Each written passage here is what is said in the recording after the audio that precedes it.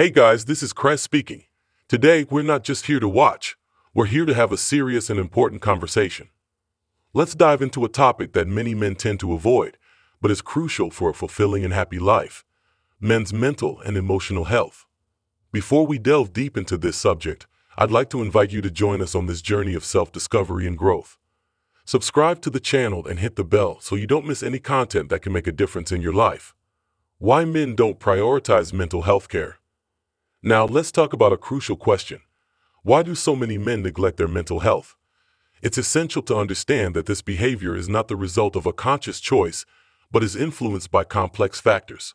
Firstly, stigma plays a significant role. Many men were raised in a culture that taught them to suppress their emotions and view the expression of feelings as a sign of weakness. Additionally, social pressures can be overwhelming.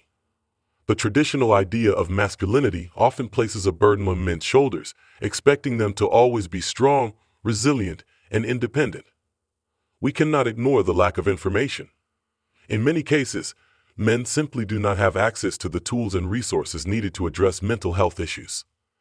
These factors combined contribute to many men avoiding taking care of their mental health. However, our mission is to break these stereotypes, challenge social norms, and provide the necessary information to promote a healthier mindset. Impacts and consequences. Now let's talk seriously about the real consequences of ignoring mental health. It affects much more than you might imagine. Firstly, relationships.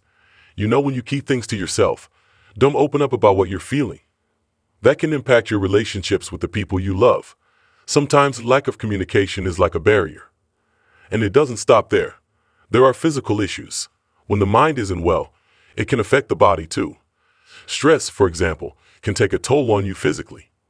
The emotional aspect is not left out. If you don't deal with what's going on inside your head, it can lead to anxiety, depression, and other emotional issues that are not pleasant. So, the message is clear. Ignoring your mental health affects various areas of your life. But it doesn't have to be this way. We're here to show you how important it is to take care of yourself. The real advice. Now comes the best part. Let's talk about how we can truly take care of our mental health.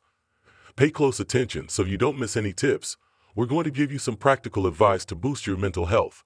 Take note because these tips really make difference. Firstly, there's therapy. It might seem like something from a movie, but it's a safe space to talk about what you're going through. The therapist is like a friend who understands better than anyone how people's minds work. And of course, don't forget about the support of your friends. Sometimes, just having a chat with a friend can make a huge difference. You don't have to keep things to yourself. Try to open up. It helps us in many ways. Practice emotional expression. This means not being afraid to show what you feel. Talking to someone you trust about your emotions can be a relief and strengthen your mental health.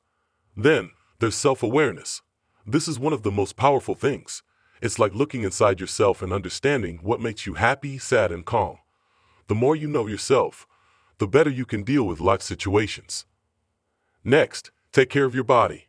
You don't have to be a professional athlete, but moving your body helps a lot. A good workout, a walk, or even some light exercises can do wonders for your well-being. As a bonus, at the end of this video, I'll be recommending 3 books that will make a significant difference in your life. And finally, find hobbies that bring you joy. Sometimes, doing something you love, like playing a game, playing an instrument, or even cooking, can relax you and make you feel good. Remember that there's no right or wrong way to do this. The idea is for you to discover what works best for you. There are various ways to take care of mental health, and we're here to show you the way. You don't have to face this alone. We're in this together. Personal experiences. Now, I'm going to open up and share some of my own experiences on the journey of mental and emotional health. It's important to know that everyone goes through tough times, and I'm not different from you.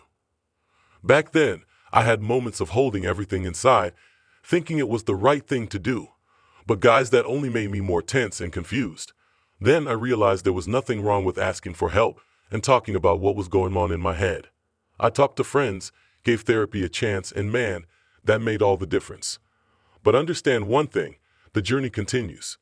Every day is an opportunity to learn more about myself and how to take care of my mental health. And it's not a fixing thing, it's about evolving. The message here is that we all face challenges, and there's no shame in seeking help. Together, we can navigate a healthier and happier path. overcoming the stigma. Now, it's time to face an important challenge, overcoming the stigma surrounding men's mental health. And look, we can do this together.